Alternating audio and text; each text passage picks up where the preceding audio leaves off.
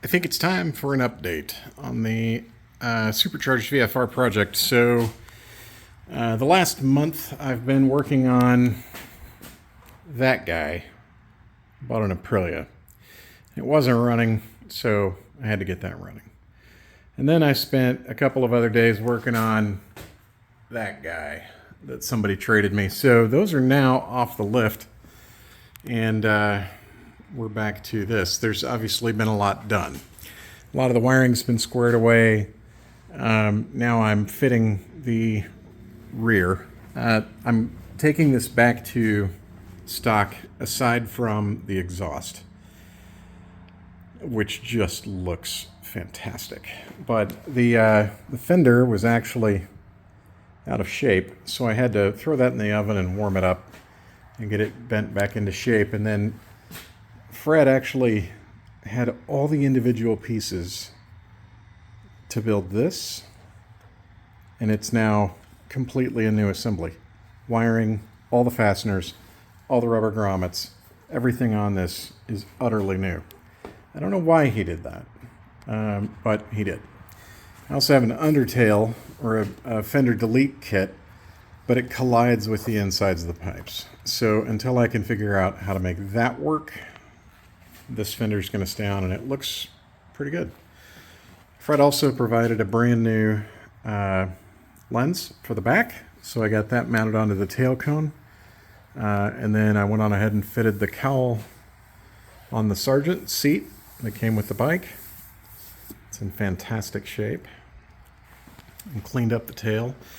I also pulled the forks apart this morning and polished the stanchions, put new fork seals in.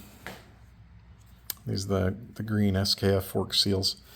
New fluid, so the forks are squared away. I still need to balance the wheels, which are set to be put on. And then I've got to do some cleaning in here, get that cleaned up. So the Galfer brake lines are on. They work great. Not that I've ridden it, but they do stop the bike. Let's see, what have I done aside from that? New fuel tank cap. Vortex V3. So basically, from the top rear 2/3, it's looking pretty good. Anyway, just wanted to catch everybody up to where we are. So I've still got to get the sprocket mounted. Had to throw that on with the lift. The front one's on, tucked in behind its new slave cylinder here. And I'm leaving this.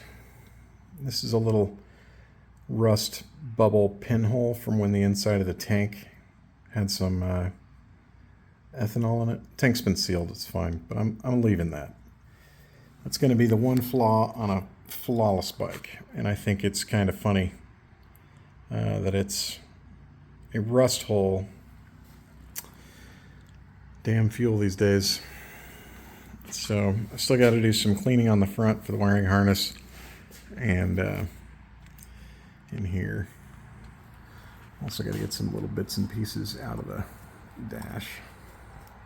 Just saw that in there. I've got some new levers that are going to go on, but it's to the point where I'm starting to put on fairings. I need to get the bike on the road so that I can take it and actually have a VIN inspection done on it by the state, and then they will issue me a new state title and a plate, and I definitely want those. So that's where we stand. Oh, you know what?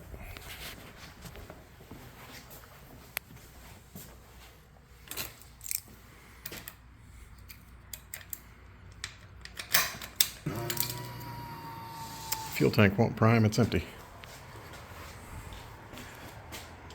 Look at that.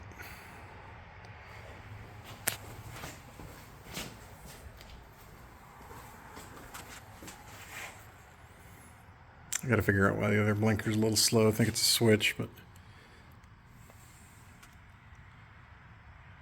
epic. coming along. Speak to y'all soon.